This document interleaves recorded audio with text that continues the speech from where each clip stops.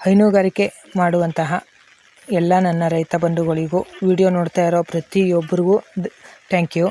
ಈ ವಿಡಿಯೋ ಮಾಡ್ತಾ ಇರೋ ಉದ್ದೇಶ ಬಂದು 2 ಜನ ಕಮೆಂಟ್ ಮಾಡಿದ್ರು, ಬ್ರದರ್ ಗಿಣ್ಣದ ಹಾಲು ಹಸುಗೆ ಕುಡಿಸ್ತಾ ಇದ್ದೀರಲ್ಲ, ಅದರಿಂದ ಏನೋ ಪ್ರಾಬ್ಲಮ್ ಆಗಲ್ವಾ, ಮತ್ತು ಅದು ಕುಡಿಸೋ ಉದ್ದೇಶ ಏನು ಅಂತ. ನಾನು ಕಳೆದ ವಿಡಿಯೋದಲ್ಲೇ ಚೆನ್ನಾಗಿ ಡೀಟೇಲಾಗಿ ಹೇಳಿದ್ದೀನಿ.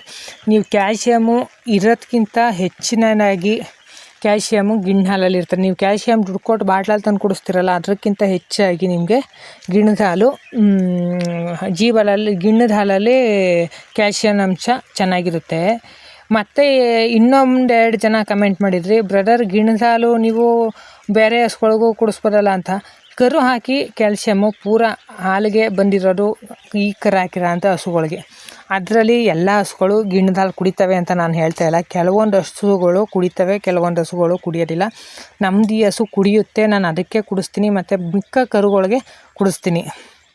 ಮತ್ತು ಇನ್ನೇ ಒಂದು 2-3 ಜನ ಕಮೆಂಟ್ ಮಾಡಿದ್ರಿ, ಬ್ರದರ್ ಹಸುಗೆ ನಾವು 3 ಸತಿ 4 ಸತಿ ಸೆಮೆನ್ ಕೊಡಿಸಿದ್ರೂ ನಿಲ್ತಾ ಇಲ್ಲ, ಪುನಃ ರಿಪೀಟ್ ಸೆಮೆನು ಬರ್ತಲೇ ಐತೆ, ಏನು ಮಾಡಬೇಕು ಅಂತ.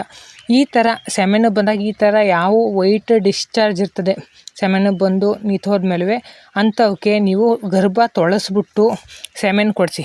ಗರ್ಭ ತೊಳಸ್ಬಿಟ್ಟು ಇವತ್ತು ಬಂದೈತೆ ಸೆಮೆನ್ಗೆ, ಇವತ್ತು ಗರ್ಭ ತೊಳಸಿದ್ದೀವಿ, ನಾವು ಗರ್ಭ ತೊಳಸಿದ್ದೀನಿ ಹಸುಗೆ, ಗರ್ಭ ತೊಳಸಿ 20 ದಿವಸ ಬಿಟ್ಟು ಸೆಮೆನು ಬರ್ತದಲ್ಲ, ಅವತ್ತು ಯಾವುದೇ ಕಾರಣಕ್ಕೂ ಸೆಮೆನ್ ಕೊಡಿಸ್ಬೇಡಿ.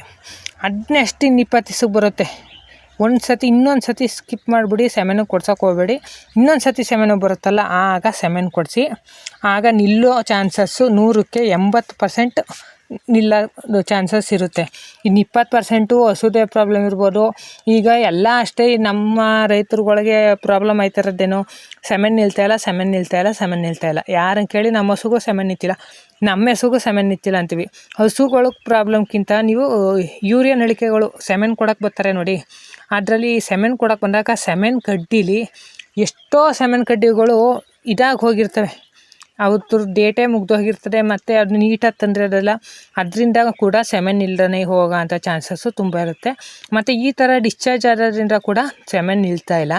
ಆದಷ್ಟು ರೈತರುಗಳು ಸೆಮೆನ್ ಕೊಡೋರ್ಗೆ ಹೇಳಿ, ನಮಗೆ ಈಗ ಹೊಸದಾಗಿ ಸೆಮೆನ್ಸ್ ಕಡ್ಡಿಗಳು ಬಂದಿರ್ತವಲ್ಲ, ಯೂರಿಯಾ ನಳಿಕೆಗಳು, ಅದನ್ನೇ ಸೆಮೆನ್ ಮಾಡಿ, ಹಳೆ ಸ್ಟಾಕ್ ಇದ್ದರೆ ಮಾಡಬೇಡಿ ಅಂತ ಹೇಳ್ಬಿಡಿ ಅವ್ರಿಗೆ.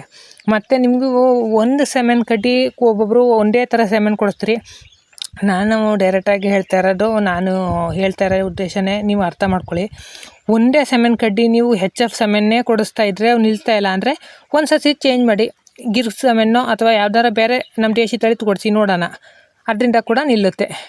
ಹಾಗಾಗೂ ಸೆಮೆನ್ ನಿಂತಿಲ್ಲ ಅಂದರೆ ಸೆಮೆನ್ ಕೊಡೋಕ್ಕೆ ಬಂದಾಗ ಒಂದು ಇಂಜೆಕ್ಷನ್ ಟ್ಯೂಬ್ಗಳು ಬರುತ್ತೆ, ಅವ್ರಿಗೆ ಹೇಳಿ, ಇಂಜೆಕ್ಷನ್ ಟ್ಯೂಬ್ ನಮ್ಮ ಹಸು ಸೆಮೆನ್ ನಿಂತಿಲ್ಲ, ನಮ್ಮ ಹಸುಗೆ ಒಂದು ಸೆಮೆನ್ ಇಲ್ಲ, ಹಂಗೆ ಈಗ ಬಂದೈತಲ್ಲ ಇಂಜೆಕ್ಷನ್ ಕೊಟ್ಟು ಸೆಮೆನ್ ಕೊಡಿ ಅಂತ. ಅದು ಕೊಟ್ಟಾಗ ನಿಲ್ಲೋ ಚಾನ್ಸಸ್ಸು ಜಾಸ್ತಿ ಇರುತ್ತೆ. Thank you.